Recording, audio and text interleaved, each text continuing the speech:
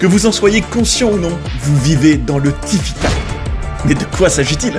C'est tout simplement le nom que la catcheuse de la WWE, Tiffany Stratton, a donné à son ascension fulgurante et sa popularité grandissante. En même pas 3 ans, elle a fait une arrivée à pas d'éléphant dans le monde du divertissement sportif, avec un personnage de princesse autocentrée qui se prétend parfaite. Mais qui est-elle vraiment derrière cette façade scintillante? C'est un plaisir de vous retrouver sur Jody Catch pour se plonger ensemble dans le parcours passionnant de celle qu'on pourrait appeler la Paris Hilton de la WWE.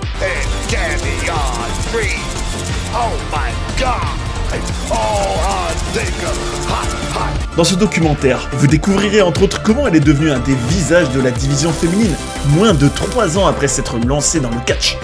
La façon très surprenante dont elle a eu l'idée du nom de son personnage, laquelle de ses collègues est sa plus grande inspiration et son adversaire de rêve. Mais aussi l'anecdote amusante derrière les débuts de sa relation avec un autre catcheur. Pourquoi le show Elimination Chamber 2024 l'a choqué, et même le rituel impressionnant qu'elle a avant chaque match. Et vous ne devinerez jamais la vidéo très étonnante d'elle qui est devenue virale sur les réseaux sociaux. Vous êtes bien sur Jody Catch, Tiffany Stratton, l'ascension fulgurante d'une catcheuse brillante. C'est parti. Mais qui est vraiment cette Tiffany Stratton alors? Tenez-vous bien, vous allez tout savoir sur elle et croyez-moi, c'est méga intéressant parce qu'en réalité, elle est très loin de ce qu'on pourrait peut-être se faire comme image d'elle à l'écran quand on la voit. Premier élément que vous devez absolument savoir sur elle et qui est vraiment, je trouve, très marquant, c'est à quel point elle est jeune. En fait, figurez-vous qu'au moment où elle a remporté la mallette Money in the Bank en 2024, et on peut dire que à cette période-là, elle est en pleine ascension à la WWE, elle n'a que 25 ans. Vous vous rendez compte comme c'est jeune, n'empêche, 25 ans, elle est née donc le 1er mai 1999, et réalisez mes amis, comme c'est rare d'avoir des catcheuses qui n'ont que 25 ans, qui sont déjà en train de devenir des superstars bien établies dans le roster principal, dans, j'ai envie de dire, le gratin du catch. C'est très rare, donc rien que pour ça, ça la rend déjà unique. Aussi, autre élément, Tiffany Stratton n'est pas son vrai nom, et vous allez voir, dans pas longtemps, d'où lui est venue l'idée de s'appeler, enfin du moins de trouver l'appellation pour son personnage à la WWE de Tiffany Stratton. Vous allez voir, c'est amusant. En tout cas, son vrai nom, c'est Jessica Woynilko. Elle est née à Prior Lake. Alors Prior Lake, c'est à une vingtaine de minutes de Minneapolis. Une ville... alors quand on la prononce, quand on dit le nom de cette ville, on peut penser à Brock Lesnar qui vient de là-bas. Et surtout, elle, le truc qui caractérise son parcours et toute sa jeunesse, jusqu'à ce qu'elle arrive à la WWE bien évidemment, c'est que c'est une gymnaste. Et particulièrement, et ça je trouve que c'est quand même pas anodin, c'est une des très rares à la WWE qui a ce background-là, j'ai envie de dire, elle vient spécifiquement de la gymnastique, mais surtout du trampoline. C'était une experte du trampoline. Et c'était vraiment le cas de le dire, parce qu'elle est allée en équipe nationale américaine en 2016. Donc on peut dire qu'elle faisait partie de l'élite de la gymnastique sur trampoline aux États-Unis. Et elle aurait très bien pu d'ailleurs faire carrière dans ce domaine-là sans problème, je pense, en tout cas vu, on va dire, son palmarès dans ce domaine-là, mais il y a eu une scène qui a tout changé pour elle. Elle est à la maison tranquille et regarde la télévision et tombe sur un show de la WWE. Et là, qui est voit? Celle qui va devenir son inspiration numéro 1, celle qu'elle voudra affronter plus tard. Et espérons que ce match arrivera un jour, parce que c'est vrai qu'elles ont des similitudes. Est-ce que vous avez deviné de qui je parle? Alors, vous allez voir, c'est tout simplement Charlotte Flair. Et oui, la fille du Nature Boy Ric Flair, wouh, c'est tout simplement celle qui lui a donné envie de ne pas continuer son parcours dans la gymnastique et de plutôt aller découvrir le catch. Parce qu'en voyant Charlotte Flair à la télévision, elle trouvait qu'elle faisait des choses en termes, on va dire, de performance athlétique dont elle se sentait capable. Elle était aussi blonde comme elle, puis elle trouvait que elle lui ressemblait en termes de comportement, d'attitude, et elle se disait, Charlotte Flair, je suis capable de faire ce qu'elle fait, et je l'admire. C'était pas purement un côté compétitif, hein, il y avait vraiment de l'admiration. et elle est tout de suite devenue fan de Charlotte Flair, et en la voyant, donc quand même, c'est marquant de se dire que Charlotte Flair a inspiré une vocation chez quelqu'un qui est aujourd'hui, en tout cas en 2024, un des futurs grands noms, apparemment, de la WWE. Elle a inspiré quelqu'un, et donc, voilà pour elle ce qui a été le déclic pour Tiffany Stratton, on va l'appeler comme ça maintenant, évidemment, c'est le plus simple. Et de toute manière, c'est vrai qu'elle avait tous les ingrédients très tôt dans son parcours qui laissaient penser qu'elle pourrait réussir dans le catch. Déjà, ce background sportif, comme on a dit, mais aussi le fait qu'elle mesure, alors elle mesure 1m70, bon ça c'est pas non plus rarissime, mais en gros, ce qui montrait déjà son potentiel énorme, c'est que à peine elle a découvert le catch et, on va dire, la vocation de vouloir aller dans le divertissement sportif, à peine elle venait de se découvrir cette vocation, qu'elle a pu, grâce à sa mère, être en contact avec Greg Gagne, qui est un vétéran du business du catch, qui a pu l'entraîner. Et à peine quelques jours après avoir eu ses premiers pas dans le monde du catch, donc rendez-vous compte comme ça allait vite, à peine quelques jours après, Greg Gagne lui permettait par ses contacts d'avoir un try-out à la WWE, ce qu'on appelle donc on pourrait dire un casting pour tenter de devenir catcheuse là-bas. Et directement, à peine quelques jours après, elle sera déjà signée. Donc rendez-vous compte, c'est comme si vous étiez en train de regarder un show là, que vous tombez amoureux ou du moins vous devenez fan de ce business là et que d'un coup, grâce à un contact de votre famille, vous pouvez vous entraîner avec quelqu'un qui s'y connaît très bien et qu'en peine quelques jours, vous arrivez déjà dans l'élite absolue de ce domaine-là, sans même passer par le circuit indépendant et on va dire toutes les épreuves habituelles pour les catcheurs en général. Donc ça, c'est quand même très marquant et ça la distingue clairement. Donc ça, vous vous rendez compte, donc tout est allé très vite pour elle. Elle était à l'université à Saint-Paul dans le Minnesota, l'université de Sainte-Catherine. Et bon, tout ça, finalement, ça n'a pas duré si longtemps puisque en 2021, elle signe à la WWE. Et à partir de mai 2022, pour parler un peu de sa vie privée, avant de se focaliser purement dans son parcours, mais bon, c'est quand même intéressant de connaître le vrai visage, j'ai envie de dire, de cette catcheuse. C'est qu'elle est en couple à partir de mai 2022 avec Ludwig Kaiser, qui est un des catcheurs, enfin il est surtout connu pour avoir été un membre de l'équipe Imperium aux côtés de Gunther à la WWE, et être un très bon technicien, un Européen. Ils ont 9 ans d'écart, et surtout ce qui est marrant avec eux, c'est surtout l'anecdote autour de leur rencontre, puisque donc vous aurez remarqué qu'en mai 2022, donc elle venait d'avoir son anniversaire, elle était en soirée pour son anniversaire justement, et figurez-vous qu'il était aussi en soirée ce jour-là, et qu'ils ont fait le jeu pierre-feuille-ciseaux ensemble, et ils avaient un peu mis un gage entre eux. Le perdant de ce jeu devait demander l'autre en date. Bon, c'est pas non plus une punition très méchante.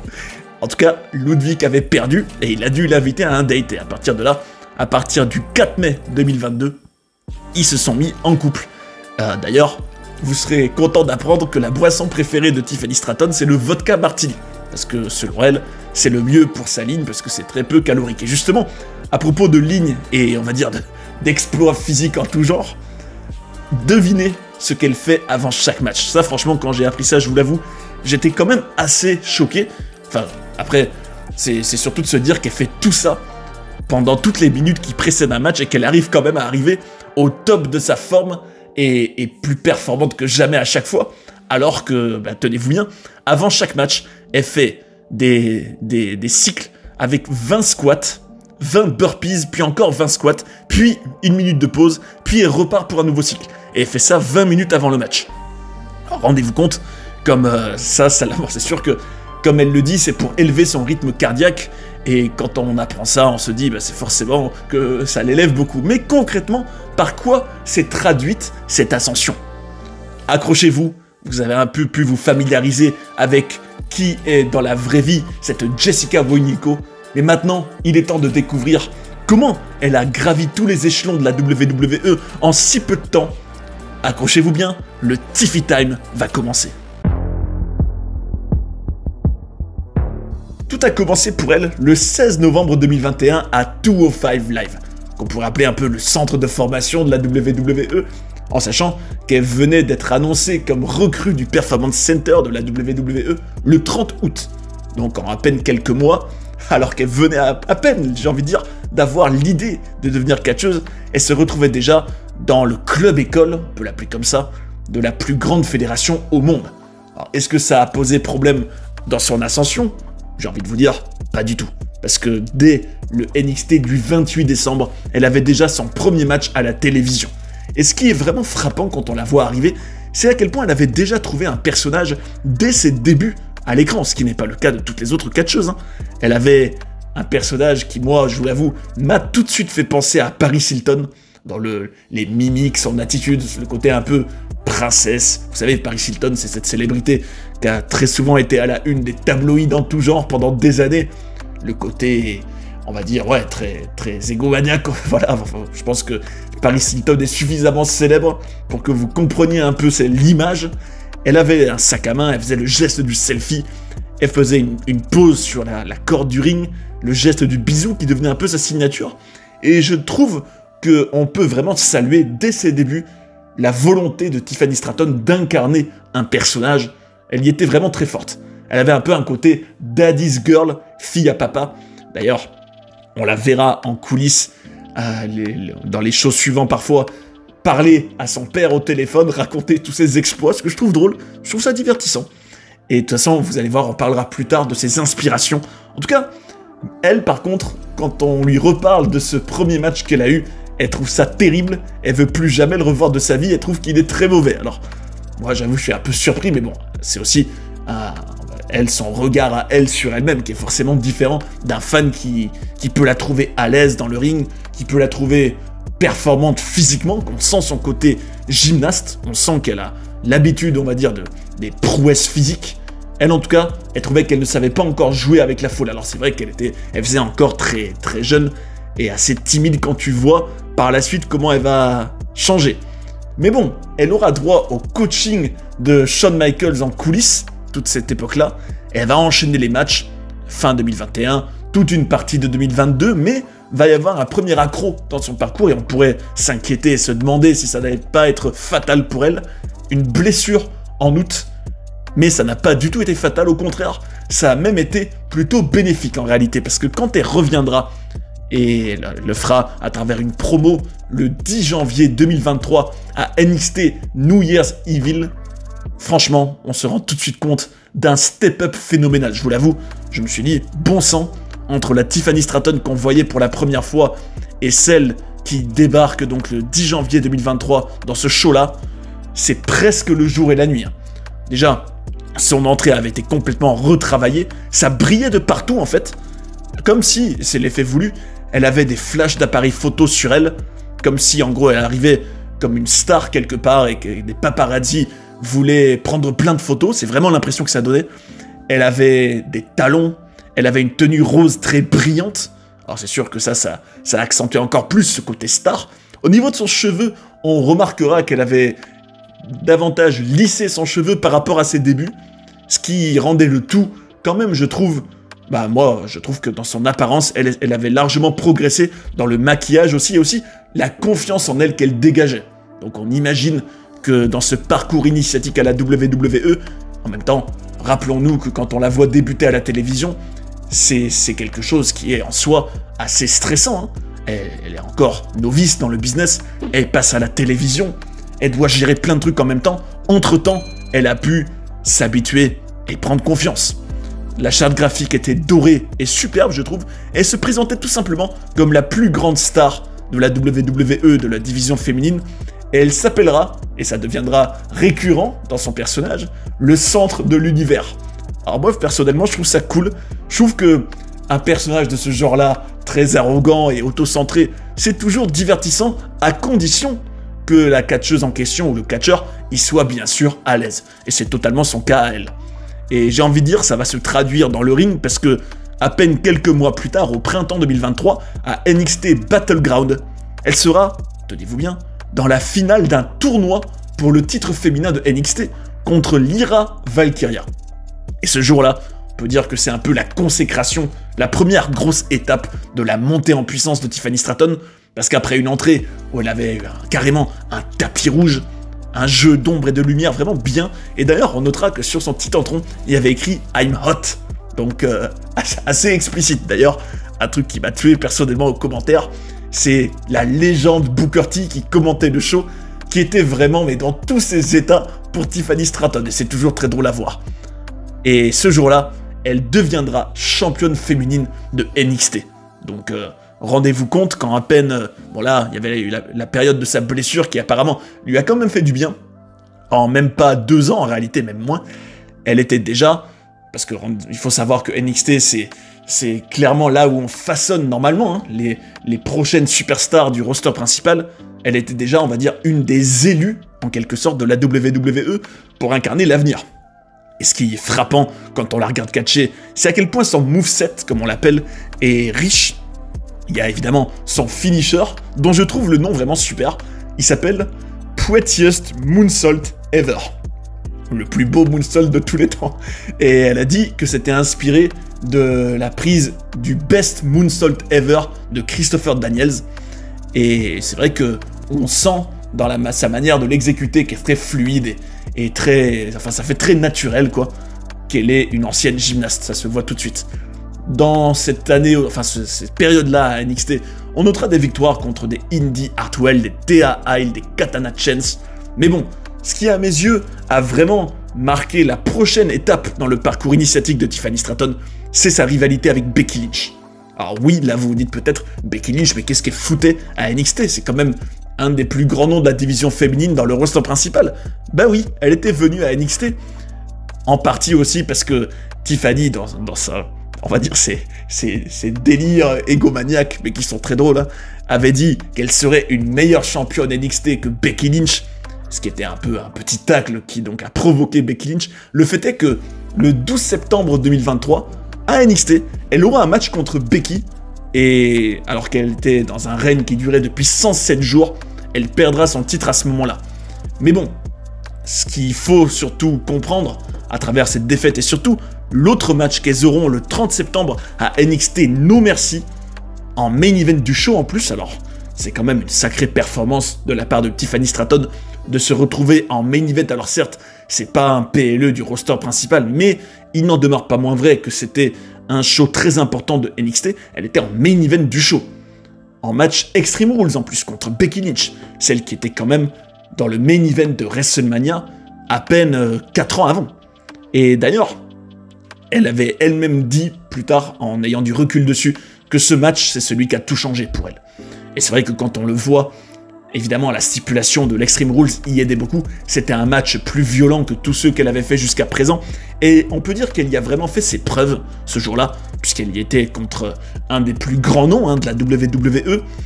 Je trouve aussi que quand on la voyait, elle avait encore une fois une tenue et un look très réussi, et qu'elle avait vraiment tout d'une star en fait quand tu la vois arriver. On notera qu'elle avait même un point américain qu'elle mettait un peu comme une sorte de bijou, ce qui était autorisé vu la stipulation. On remarquera aussi que dans ce match, et ça, les fans de l'époque Kachata qui seront sensibles, elle avait fait une Swanton Bomb à la Jeff Hardy, donc ça c'est cool.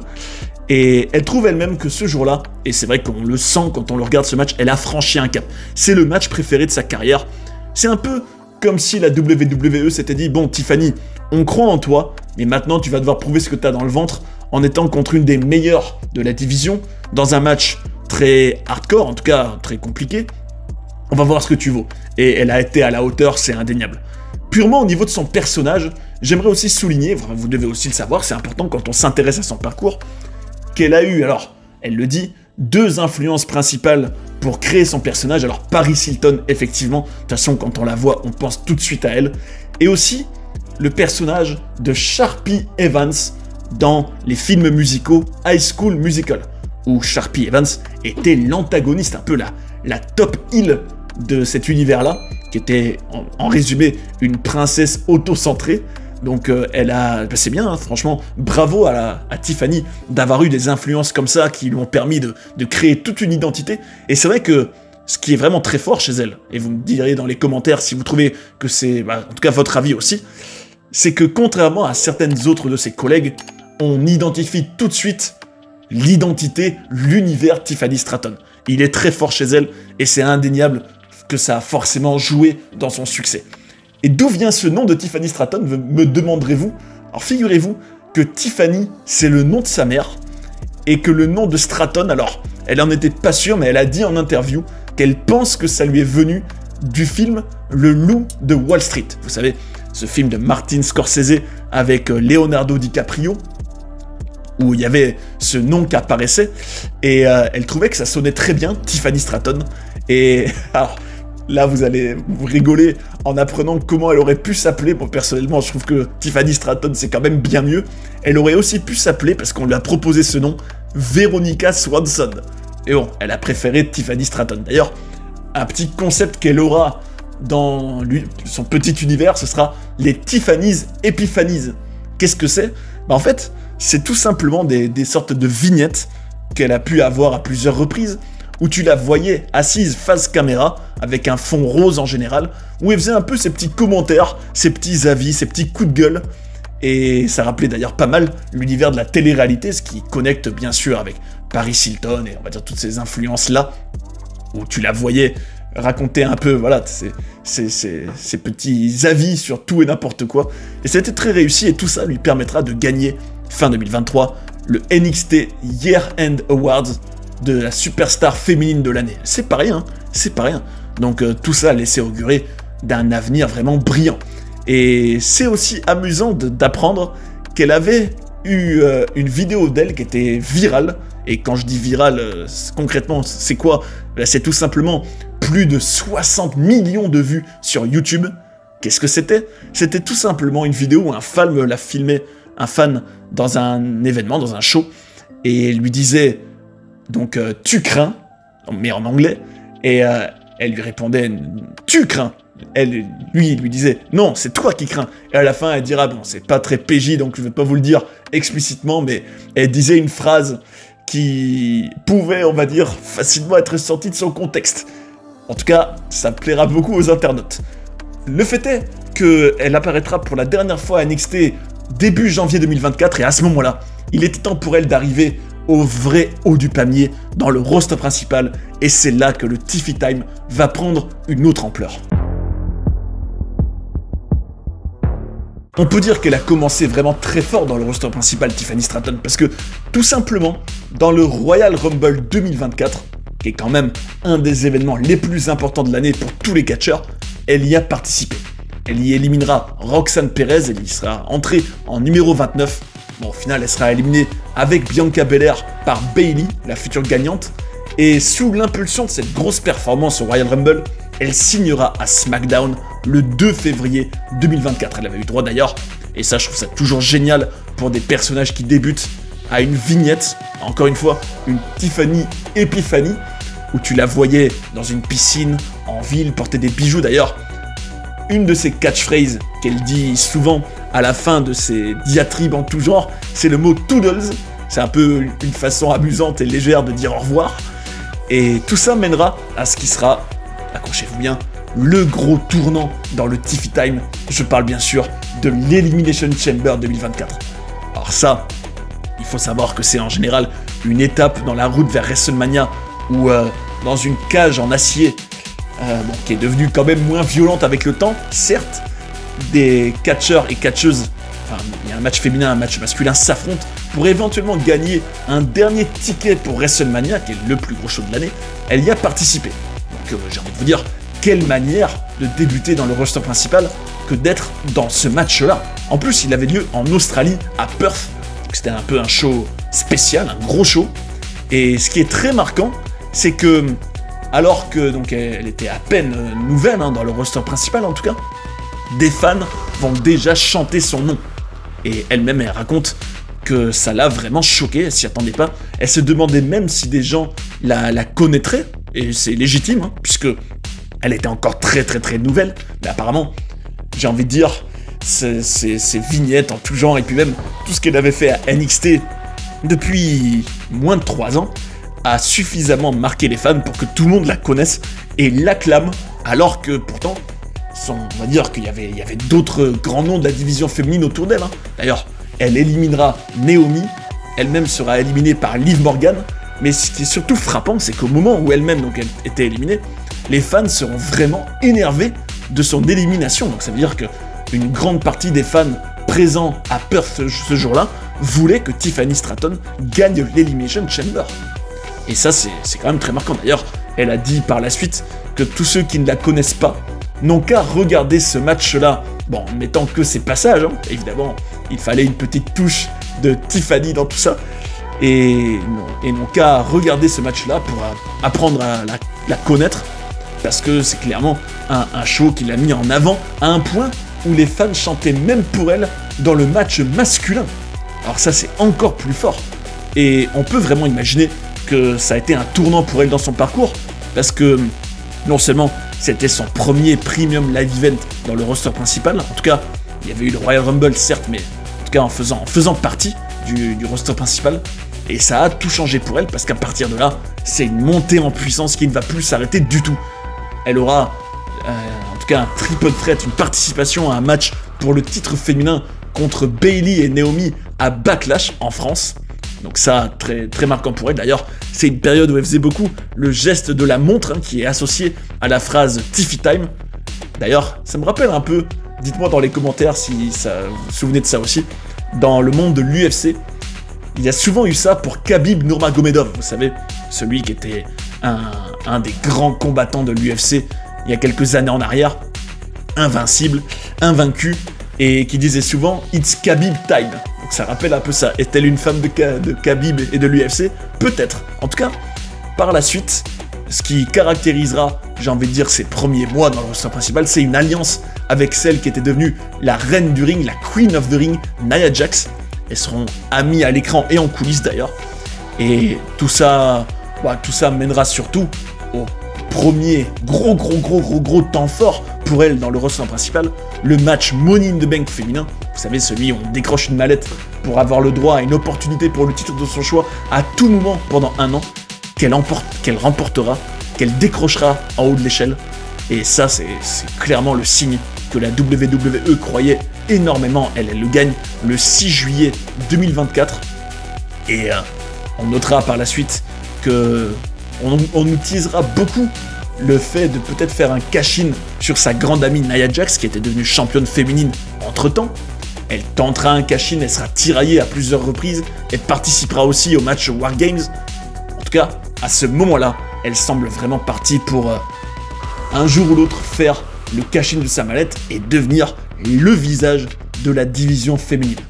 Et le 3 janvier 2025, c'était le grand soir. Après des semaines de teasing, elle faisait enfin le cash-in de sa mallette Money in the Bank à SmackDown sur Nia Jax.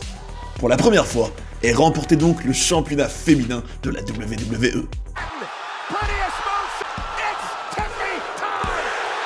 On notera une petite anecdote qui est quand même assez rare, enfin du moins on voit pas ça souvent, et qui aurait peut-être pu lui coûter cher en coulisses, mais apparemment pas tant que ça.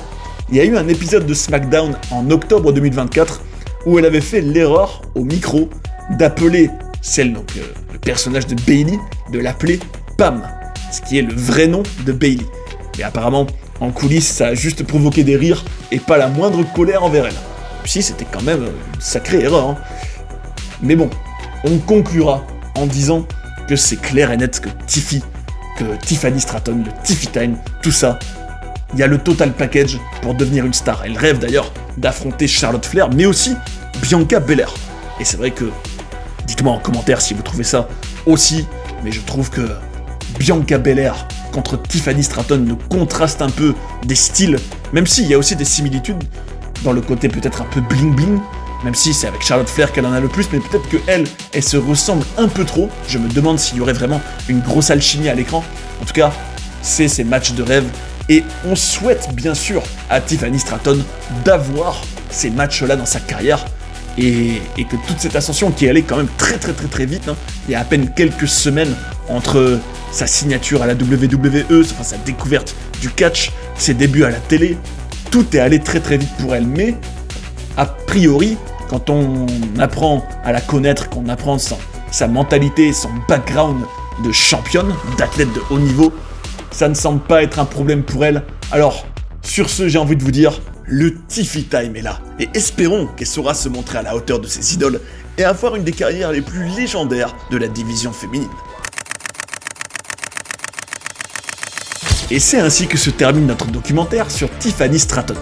On a pu apprécier son talent, son charisme, qui font déjà d'elle une des stars de la WWE. C'est assez incroyable de voir à quel point tout est allé très vite pour elle, la vitesse à laquelle elle a conquis NXT, puis s'est fait une place de choix dans le roster principal, qui lui promet un avenir brillant. Sans l'ombre d'un doute, elle a toutes les qualités pour être le prochain visage de la division féminine. Toutefois, j'ai quand même un débat intéressant à vous proposer. À votre avis, quels sont les pièges que la fédération devrait éviter avec elle? Quels pourraient être les obstacles dans cette ascension vers le sommet? Venez en parler dans les commentaires. Je suis bien curieux de savoir votre avis, et ce sera enrichissant de partager nos ressentis, parce que c'est le catch comme on l'aime. D'ailleurs, si vous avez envie de regarder un documentaire sur un personnage extraordinaire comme l'Undertaker, cette playlist est faite pour vous. Ou sinon, allez ici pour découvrir plein de controverses et coulisses de la WWE. J'espère que vous avez passé un bon moment, et je vous invite à rester sur Johnny Catch pour voir d'autres vidéos. A tout de suite. Acknowledge me!